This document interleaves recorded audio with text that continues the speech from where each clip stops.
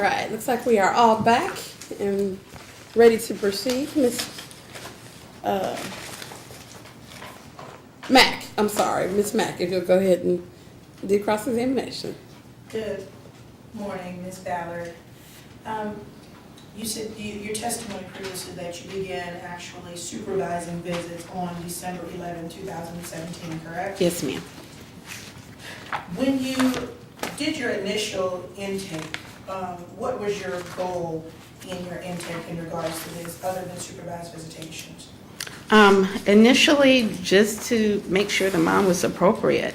I knew that both parents had some confusion and I was looking for safety for one. Okay. Number two, seeing if mom was trying to poison the child against the dad or disrupt in some type of way. Mm-hmm.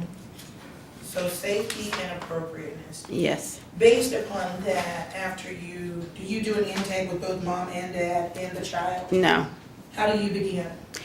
Since it was supervised visitation, we just jumped right into it. I had my things I'm just kind of looking for and just taking it all in. If I was providing parenting services or something like that, that's when we'd go through a long intake and all of that stuff. And in your providing just that supervised visitation, jumping right in, isn't it true that just based upon your knowledge and expertise and your history with the court, you know what things to look for that Yes. would concern the safety of a child? Correct? Yes. And your testimony earlier is that you don't have any safety concerns with either the mother or the father, correct? That's correct. But in fact, the concern that you do have is the safety and protection of the mother and the father from Yes. the child. I can see the child not doing it intentionally, but that's just where she is right now, playing the parents against one another, and the parents jumping into their protective role, going against one another. Okay. And so where it was the safety of the child, it ends up right now, your recommendations are really for the safety of the parents. I want the safety of the parents and for Delora to have that person to talk to. Okay. And when you say Delora to have that person to talk to, isn't it true that she already has Dr. Berryman? She has Dr. Berryman And that she has goes counselors to. at school? Yes. Okay. The difference, and I like Dr. Berryman. I am not saying anything against her whatsoever. The dad he takes Delora to Dr. Berryman. This youth villages will be more of that neutral, can speak to mom, can speak to dad, and see the child at school. Are you aware that Dr. Berryman actually speaks to mom on a regular basis? I do know that they speak, yes. And upon your information of belief, is mom or Delora at that point where they can have some counseling sessions together? I would love them to do that. You would love them to do that. Isn't it true that you would also love for the parents to be able to co-parent and Yes. understand what Delora needs from both parents? Yes. And isn't it also true that you've communicated this with Dr. Berryman in our meetings, Yes. correct? Yes. And after, you said originally your goal was just to supervise visits, correct? And make sure safety and appropriateness. Yes. And from based upon your view and observation, child is safe and parents have been appropriate Yes. to the best of their ability. And if they haven't, you've redirected. Yes. Okay. So how they changed, it changed. My goal for them changed. That's what I'm ready to go. So your goal changed. Tell us what that goal changed. The goal changed when I saw that I have two parents that both love their daughter. And I have two parents with different parenting styles. But together, they can raise an awesome daughter. Then that's when I said, I wish these two people could sit down, could mediate, could negotiate, and work out some type of plan that they can both be in her life and parent this child. So in fact, in your supervising the parents, you observed some concerns with the child. Yes. And in your history of doing supervised visits and therapeutic visitations with progressive families, providing services to the juvenile court, you also observed the child and what that child needs. Yes. And so your recommendation today is saying the child needs continuing counseling and case management services Yes. on a long-term basis Yes. right now. Yes. And that is based upon your observations of the child, yes. communications with the mother, communications with the father, That's correct. as well as how she's doing in school. Yes. And I have not contacted the school, but I know what Dolores is doing in school because it's talked about during the visit. Right. But and even more so with Dr. Berryman. Yes. You're the only person outside of this guardian ad litem that has had the privilege of communicating with everyone on this case. Yes. And when you came up with it, isn't it also true that after determining that we need to focus something for what the child needs right now, there wasn't a need for you to file a referral because mom or dad weren't doing anything, No. right? No. Wasn't for you to file anything to say, I'm not going to do these visits anymore because No. these parents are just off their rockers. No. Your central focus is the best I went with- interest of yes. this child and her therapeutic needs. That's correct. Two parents and two parenting styles. If I were to tell you that both parents have been through co-parenting classes in the past in 2015, would it seem that they've been through, are they presenting with those co-parenting skills? They're not, I think it's some type of court order in place where they're not supposed to have contact or something. I Right. wish that could be lifted. That's what we're getting to. So you can't see them co-parent because of the restraining Yes, order. they can't talk. And by them not being able to talk, based upon your information and your knowledge in this case, is that helpful to Delara? I want them to talk. And I feel that Mr.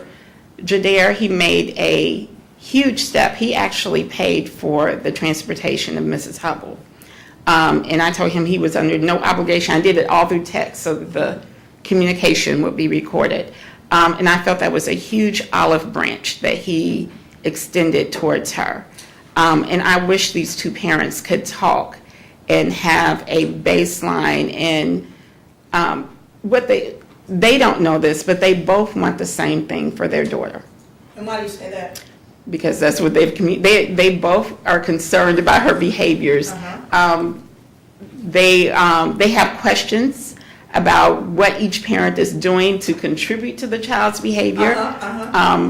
I have had the pleasure of seeing her with different parents. After the visits are over, Mr. Jadair, he doesn't know that, I'll tell you right now, you didn't know this. He comes back into the mall with the little girl. And he's so playful with her. And they're just walking around. She's so content with him. Giving him hugs.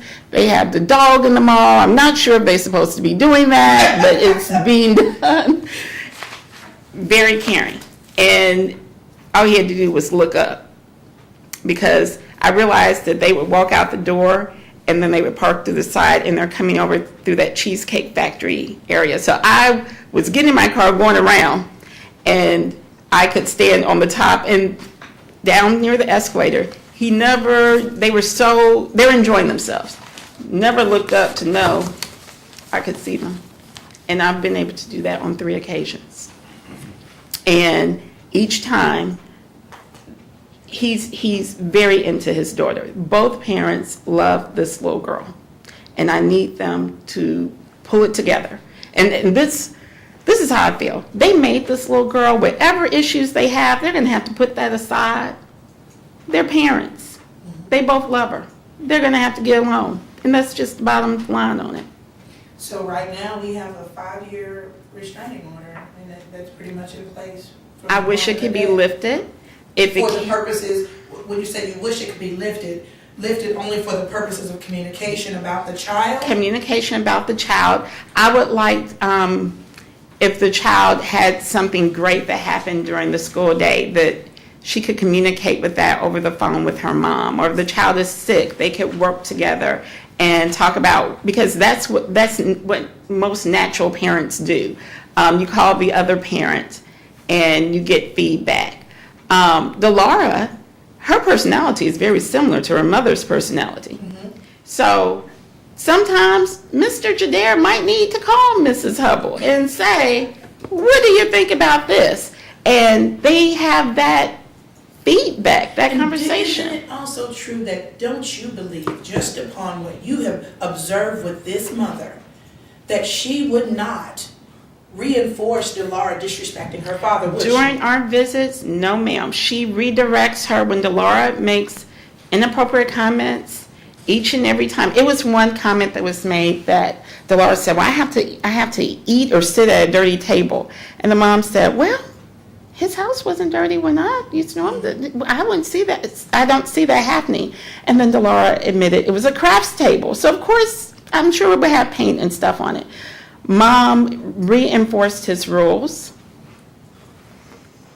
I think they have the ability to work together. Now, it's very hard when you have a couple, a parent that's not together.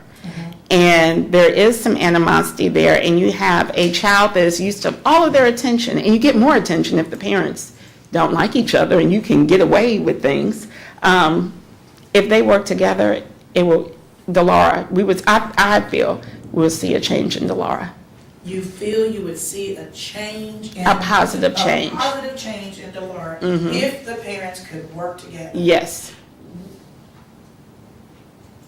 Have you understood or come to understand, based upon your reviewing and communication with myself and Dr. Berryman and the court file, have you come to understand some of Mr. Kadir's fears? Yes, I understand, yes. Okay.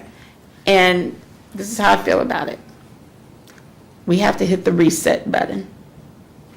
We have to hit the reset button and try again. What's the worst that could happen if we hit the reset button, Ms. Ballard? You've been in this profession now for 15 years. The worst that could happen, we'll end up back in court, but that's why I want youth villages to be involved. I want them to hit the reset button with support. So you're saying, let's not just go at this fighting in court. Let's go at this working in every setting that Dolores could ever face. Yes. With a provider agency working for what's best for the child. Why do we need to do that, what's best for the child? Because she's their child. And they want what's best for her. It's not about the parents at this point. It's about Dolores. And what happens if we continue on this path that we're on right now? We're going to have a teenager who I'm not sure, well, she'll have a case of her own. So we don't want that. We don't want that. And I don't want the parents to be unsupported where inaccurate statements are made about the parents or assumptions, and then that would start us back in a lone court case all over again. I see both parents being appropriate, both parents loving their daughter. Would it help if, and I'm just throwing it out here, would it help if Miss Hubbell would just potentially just stop some of the Facebook things? Do you think it would help Mr. Kadir feel a little bit safer? I'm going to object to this witness. The Court of Appeals has reversed on that issue twice. I think there's a real clear direction. What can and can't be said. It doesn't matter what this witness thinks. I'm going to overrule the objection. I think she can answer that. My opinion of that is Facebook starts a lot of confusion. Okay. And so if what they say to each other face to face, if it cannot be said between these two individuals face to face or to a counselor, it should not be said. Just to keep any confusion out of the way. And I know in your capacity here on this case, you've just been a therapeutic supervised visitation person, but you've developed a rapport with Ms. Hubbell, correct? Yes. And in fact, you like Ms. Hubbell, don't you? I do. And you like the way that she always actually has something for her daughter Yes. to do. Yes. Always. There's always a schedule. There's always Yes. routine. She doesn't miss a beat in that. Yes, But she you comes also- prepared. She comes prepared, but you also like how she's attentive to the child's emotional needs Yes. right now. Yes, she is. But that's in your presence. Yes.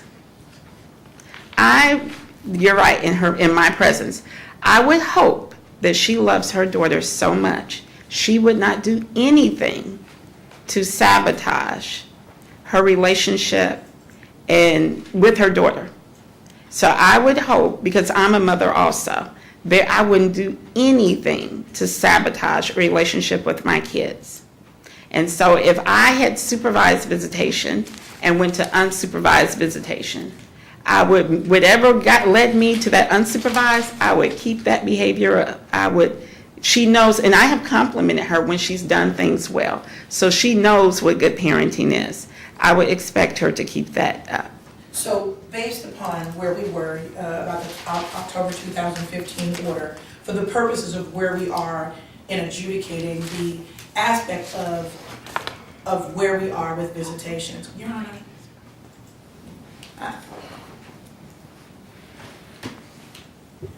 Keep it rolling. Yes, ma'am. What? In the aspect Keep it of, rolling.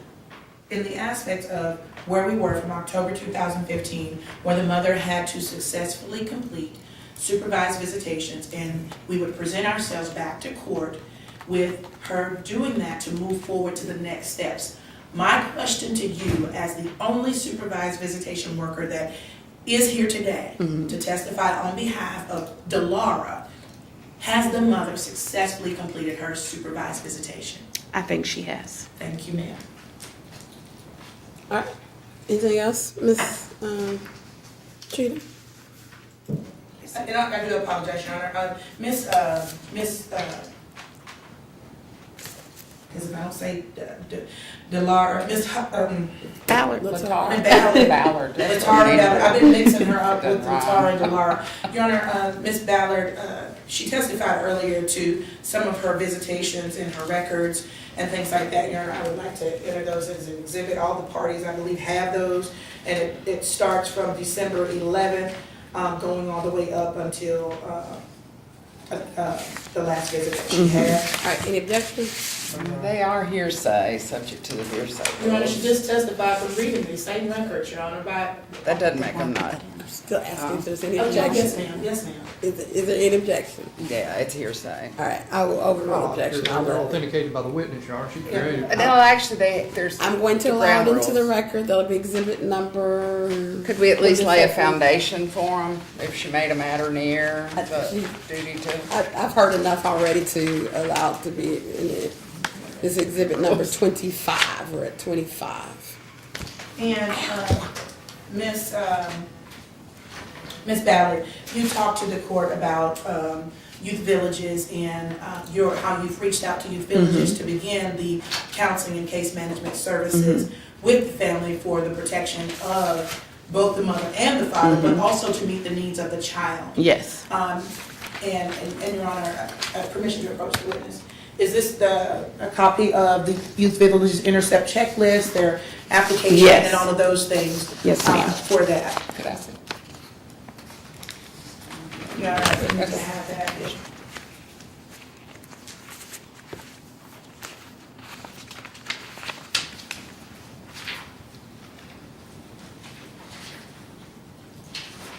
Yeah, that's it. What's the purpose of putting it in there? Your Honor, this is the service that Ms. Ballard recommended. This is what she completed, submitted with her report, Your Honor. So I just wanted to enter it separately because I didn't want it to make it look like I was trying to do something backdoor. She submitted this with her recommendations, Your Honor. All right, any objection? None, Your Honor.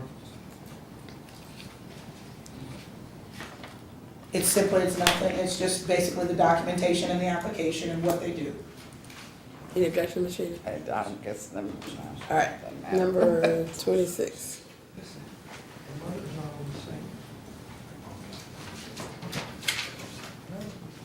Now, Ms. Ballard, I forgot to ask you one thing. You talked about the barriers to the parents, co-parents, being the restraining order. And you talked about how you have also been, you need to say yes, ma'am, I'm sorry. Yes, ma'am, I'm sorry. We discussed the barriers. Yes, the barriers ma'am. being the restraining order. And we discussed the communications that you had with myself and Dr. Yes. Berryman in regards to a transitioning this family together. Yes. At this point in time, are you willing to continue, if the court was not satisfied with anything that you would say, to supervise until we got the case management services begun? I am willing to do that. Okay. And you testified earlier that the father has even agreed to pay for it so she could get the 4 hours a week. Is that something you're able to do at this time? I'm not able to do 4 hours yet, just 2 hours at this time. It has nothing, it's my schedule. Okay. And, okay. All right. And that is it from me.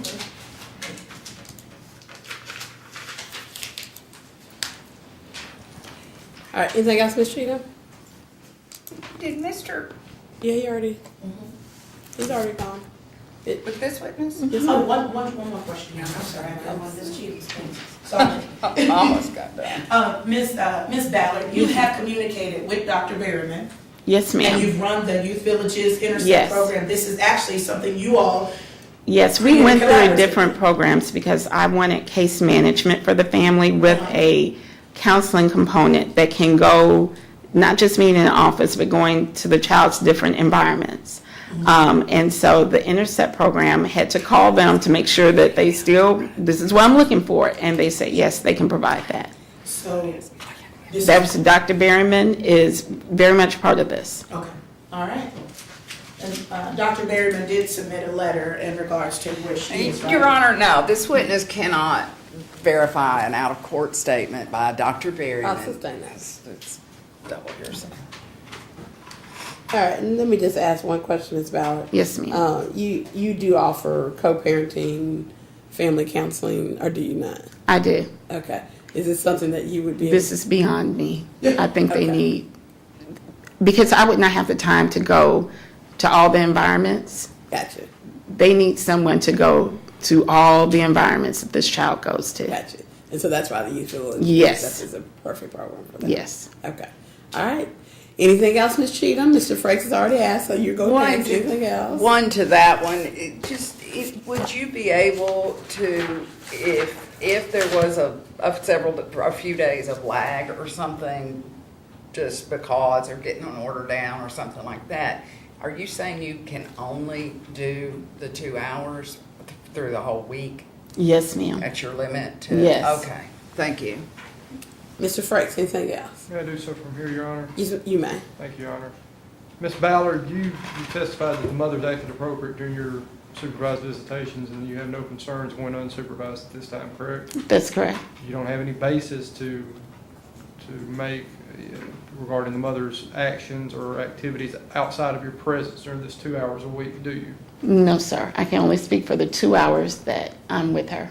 Would it concern you if she were still posting social media sites stating that the father's a terrorist and that the court is depriving her of her child and things of that nature? Yes, that would concern me greatly.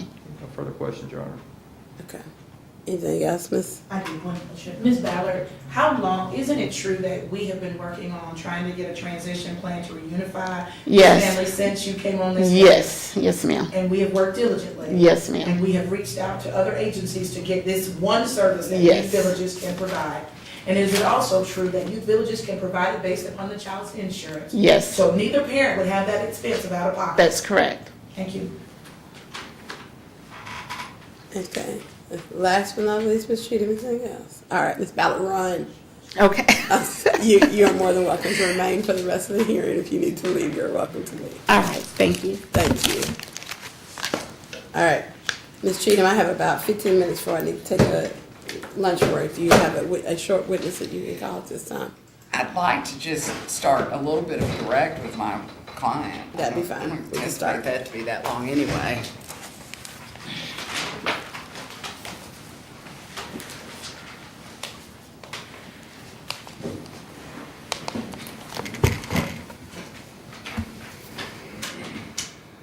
Ms. Hubbell, you were previously sworn in and gave some testimony in the Mr. Goodair's proof, correct? Yes. And I want to ask you, based on the testimony of Ms. Ballard, have you had any problems during the supervised visit other than some typical Delora? Anything outrageous or? No, I think they've gone very well. I think I still know my daughter well. I still think I'm responsive to her needs, and I still think I'm as good of a parent to her as I was the first 5.5 years of her life before we had any court intervention.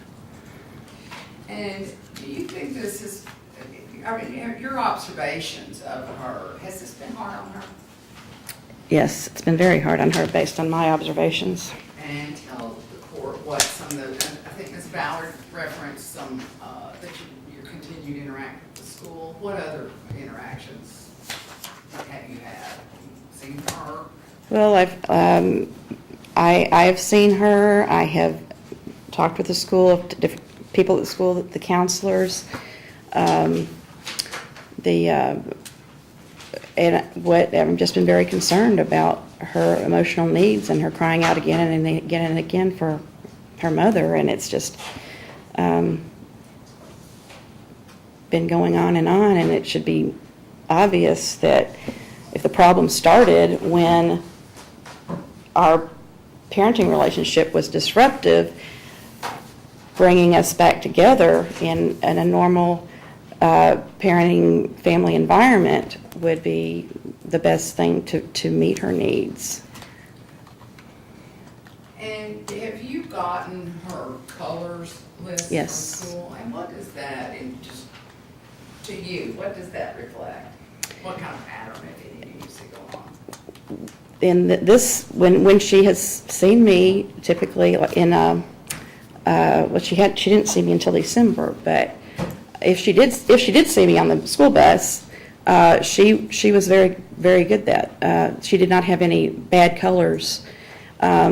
But then in October and November she did, and she's had mostly good colors since she's been seeing me in December and January. And you've heard the school testify, correct?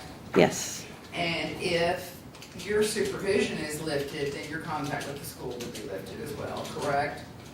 Yes. And if the contact with the school is lifted, what would you, God, what I'm if gonna object to anything the would you, leaving.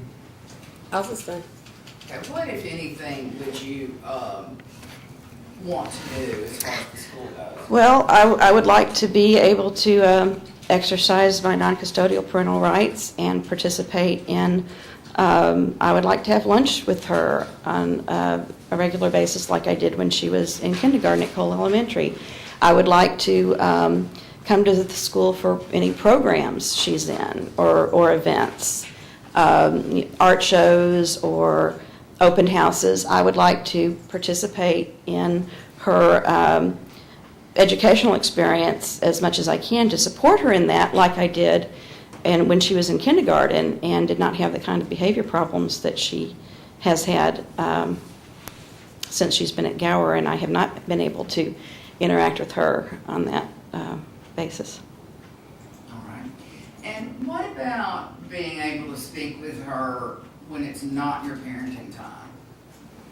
Well, I think that's spelled out in the law, the non-custodial parental rights. I think, and as I said in October, I think Delara should have unrestricted access to both parents.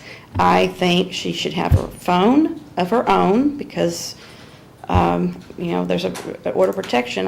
I have a phone today. I would love for her to be able to receive today so that she can call me whenever she wants to. And I would, and if during my parenting time, I want her to be able to call her father whenever she wants to. The less restrictions that a child has, the healthier, as far as interactions with two fit, loving parents, the healthier those interactions are going to be, based on my experience with my daughter. That was my question. All right, and so have you been able to maintain any contact with Dr. Berryman, and if so, what's that been?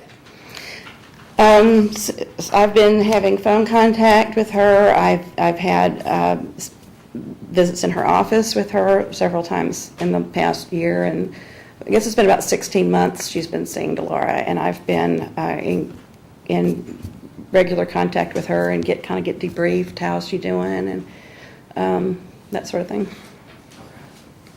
And what, if anything, have you seen through Dr. Berryman's eyes with Delara? Your contact with her, is it positive or what, or negative or how? Everything. I'm not going to object as to hearsay or speculation in this instance. She's asking her to testify as to what Dr. Berryman is for. I'll sustain that if you want to rephrase your question. Has your contact with Dr. Berryman been overall positive? Yes. Okay. And has she been open with you about how Delara's doing? Yes. Okay. And let me go back to the school a little bit. Has there been anything that you've been able to interact with the school and help assist with related to her IEP and her support services? I actually am the one, and I might have I'm the one who pushed for her to be reassessed, pushed for her to get services because when there was an incident in September 2016, and I went to speak with the assistant principal and was told that she had done this last year. Hearsay, Your Honor. I'll say that. She was curious. What was the question? I think that's not really necessary to the narrative. I'm sorry, what was the question again? I got distracted. What, if anything, have you been able to help with Oh, okay. related to her IEP? I reached out to the exceptional education department, and through the guidance counselors, I'm the one who pushed for her to be reassessed, starting in November of 2016, after she bit the parapro and was suspended for 3 days. I'm the one that stepped in to say what the school is doing is not working. I am a problem solver, and I look for if what they're doing isn't working, look for alternatives. And so in November of 2016, that's when I started pushing for her to get whatever services were available to her in the Metro Public School environment. And then I pushed it and said, this needs to be done. She needs to be assessed. And then they assessed her. And I was given I was able to give my feedback, and I was given a form to fill out as part of the assessment. And I have had a meeting at the school with the team. It was when Delara wasn't there, so it didn't violate any supervision, the supervised visits, no contact with the school while she's there. I've talked with the teachers. I've talked with the whole team working with her, the school psychologist, and I've been following up. So on a weekly basis, I get the behavior report. I asked, and I look, if she does have a bad day, was there anything that triggered it? Because I'm trying to help the school so that she will have a more positive experience at school, and also everyone else at the school will have a more positive experience with her being in that environment. And what, if anything, how do you see this notion of having more people in this picture? Get another service, Okay, based on the history of me and my child and my co-parenting, the shared parenting, I've had shared parenting from day one with Delara's father until she was 5.5, and he filed a petition to restrict my parenting time. So during that 5.5 years, it was just the two of us. And if Delara told me something about her dad that I kind of raised my eyebrows about, I'd pick up the phone and say, Delara said this. And then he would give me his side of the story. And there was never, the only problems that we had was like when he called DCS on me saying my house was infested with bed bugs when it wasn't, and that I was beating Delara because I was mad at him. Made another DCS report when I wasn't beating her at all.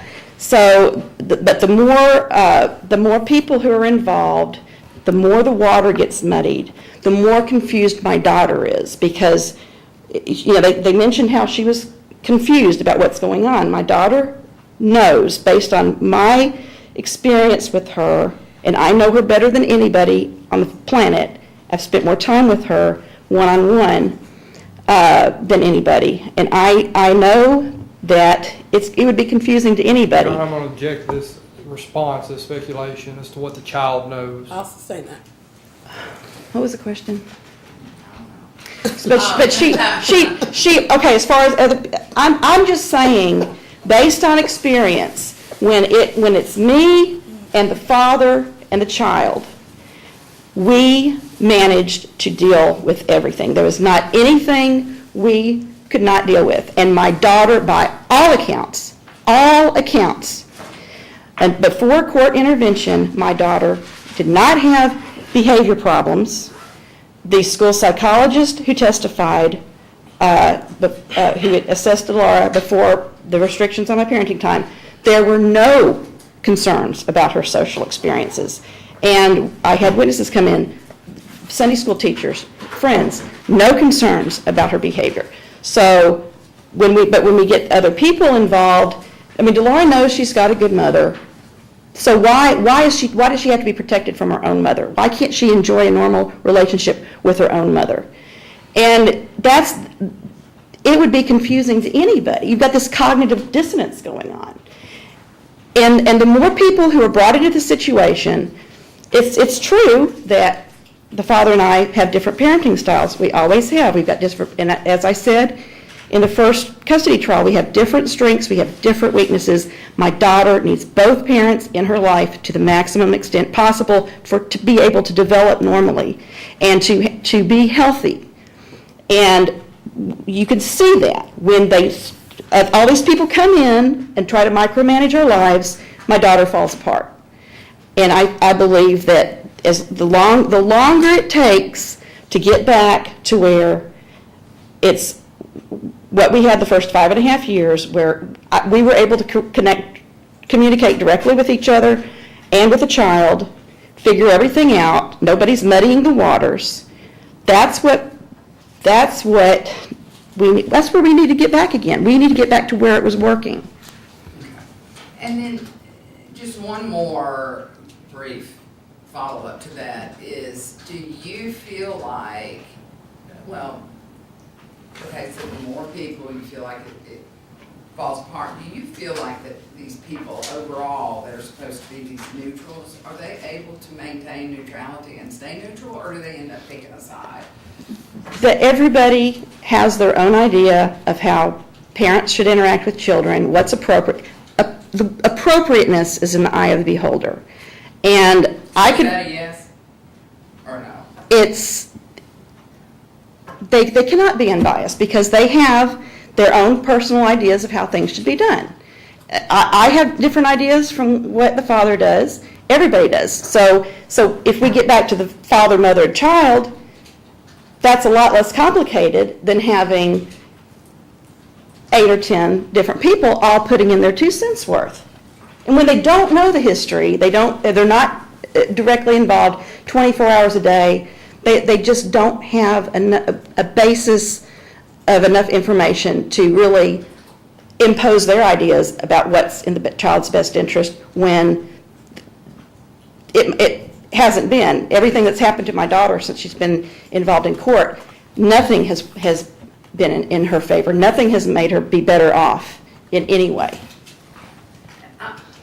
I'm not closing my proof, but I see that it's 12, and maybe I could just finish up when we get back, and All right, that'll be good. thank you. We will take a break. Now remember that we are still in the midst of the trial, so if you will limit your conversations to your attorneys and no one else while we're during the break. Not just general conversations, but conversations about the trial. We will come back. 1 will be fine. 1:10-ish will be fine. That's right. All right. Thank you. Thank you all. Was in recess, you see it. If you like to leave the stuff inside the courtroom, I will lock the door. All right. On the job.